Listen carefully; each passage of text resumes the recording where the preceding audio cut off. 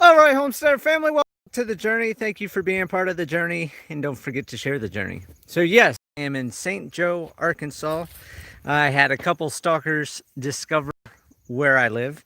So now that the stalkers have done the hard work of finding where I live, now everybody else can know where I live because the stalkers is what I was trying to deter. But anyhow, this is my address for those of you that have been asking for my address.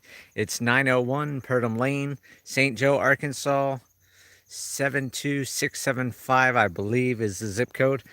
You can always Google the zip code and go from there. So I went ahead, put in the mailbox today, sunk the pole, grabbed some rocks from along the road, just did a little rock thing. This is the trash for tomorrow. There's free trash service just by paying property taxes here. And then, of course, my neighbor's trash right there. Hey, you gotta. Good to see you. Hey, hey, hey. So, anyhow, like I said, all this way down the road, 2,600 feet, is all my property. And then my property goes down the center of this road. You can't put a fence within 25 feet of the center line. So that's that part. And one of these days I'll go through, I'll show everything else more in depth once I have my ATV. ATV's in the back right now, so I'm not going to worry about it. But yes, I talked about my road here in one of the videos. That's how I was discovered. The spelling on this one's wrong. It's D-O-M, not a D-O-M, not D-U-M. But I said Purdom Lane in one of my live stream videos, and that's how they discovered. They Googled Purdom Lane, pops right up online. That's how they knew where I was. So it is what it is. Hey, Andreas, how you doing? Hey, James, good to hear from you. Hope no bills come to the post box. Well, I'm going to have tons of bills coming to the post box. Well, no, I won't because they're all electronic nowadays. But once I get my loan and everything else, everything will be online coming through. So there's all the birds, the bird tree. You can see the birds getting themselves situated for the evening. Didn't get too much accomplished. I got the other 200 pounds of seed spread. The goats have been working, taking out all the forest. Today, I went ahead and moved a bunch of water to bring water up to the animals. But I can't wait to have the well done because then I don't have to deal with that no more. There's Mr. Brutus and everybody else just hanging out different spots throughout their pens. Mr. Jackson right here. Hey, Carol, how you doing tonight? And I mean, these goats, they're just clearing like crazy. So I went ahead, I got the tractor over here, and I was going to start digging the pond. And of course, my tractor's not anywhere close to the horsepower I need to dig in rocky soil. And I totally spaced out that I got the loan now. So as soon as I get the money from the loan, I'm going to be running the excavator now.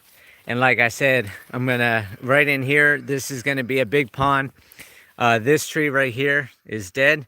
So I'll take this one out and go all the way down to the next tree. So this will be a nice big pond area.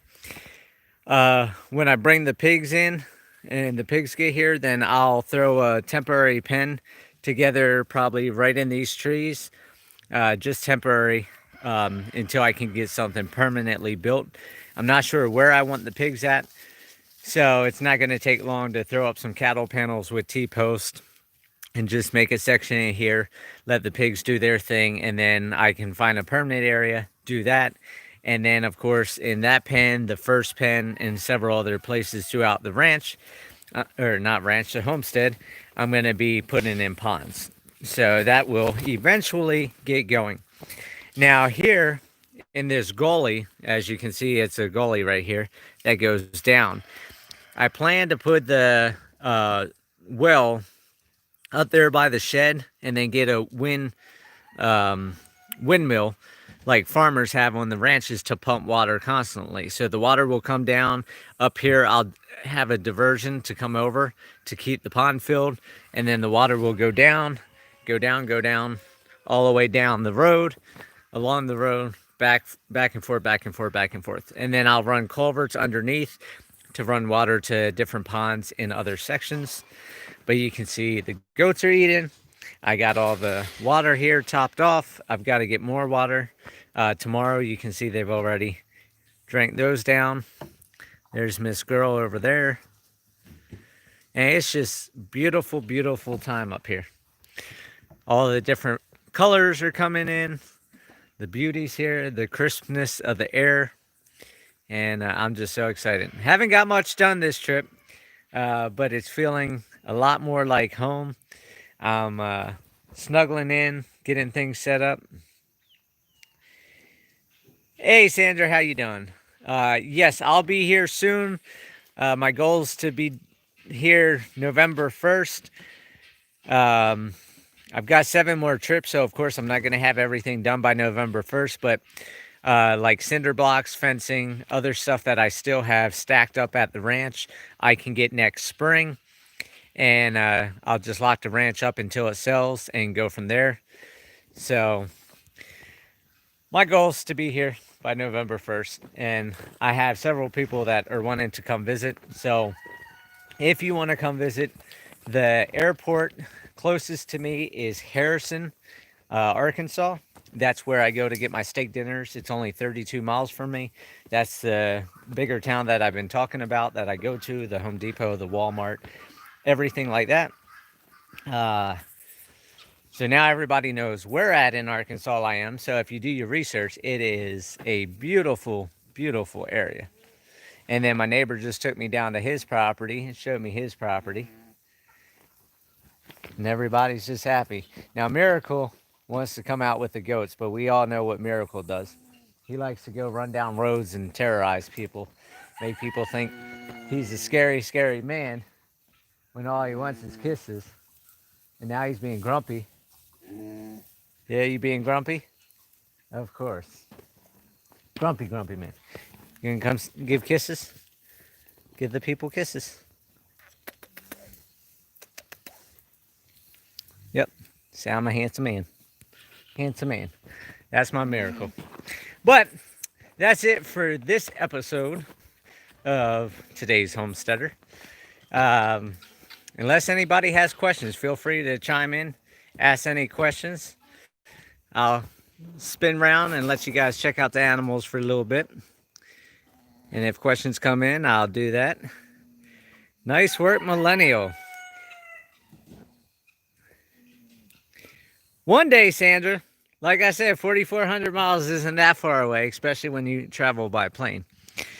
But since somebody just called me a millennial, I'll tell you a very crazy thing that happened to this millennial today.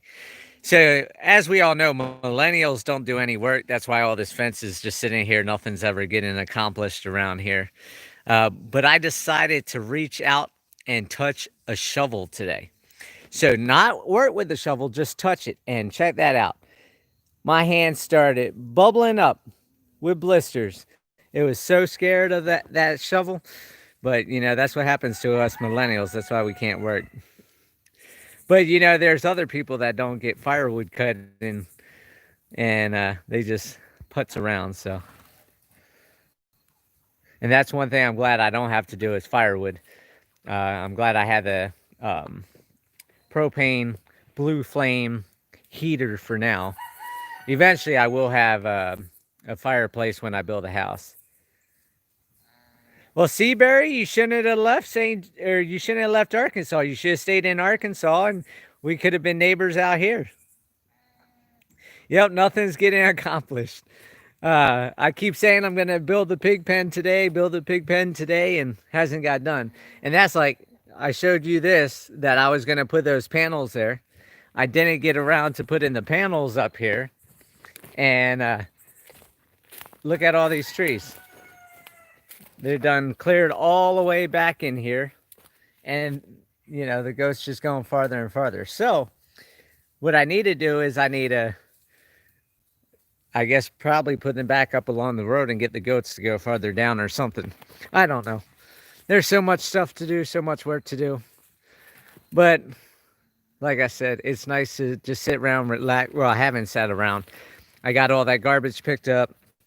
hauled all the loads of water, um, put out 200 pounds of seed, put in the mailbox. So eventually it will get there. That's the good thing about aliens living to 200 years old. I got another 167 years to go. Why is my location so important? I don't know. You have to ask the stalkers that, everybody. Chunk, don't you be chasing chicks. Little chunky monks over there chasing. But everybody's been wanting to know my location. And I have stalkers out there that found my location by one slip up in the video.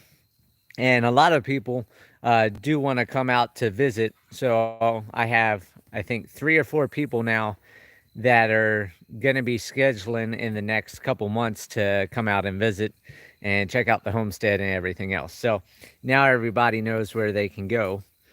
And if somebody passes by, like I had in Colorado, when people came to Colorado on vacation, they would send me a message or email and say, I'm in Colorado. I was wondering if I can meet you and see the homestead and everything like that. So now everybody knows that they travel through Arkansas by Harrison, then I'm only 32 miles away.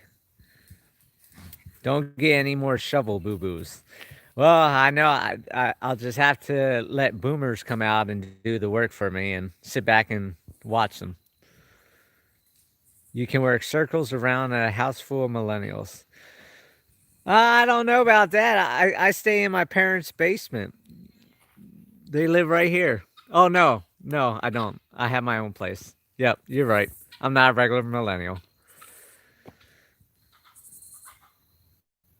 So this is Paradise.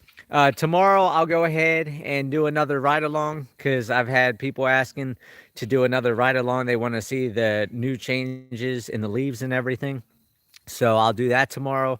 I'll also be making a video tomorrow about questions and content and stuff like that.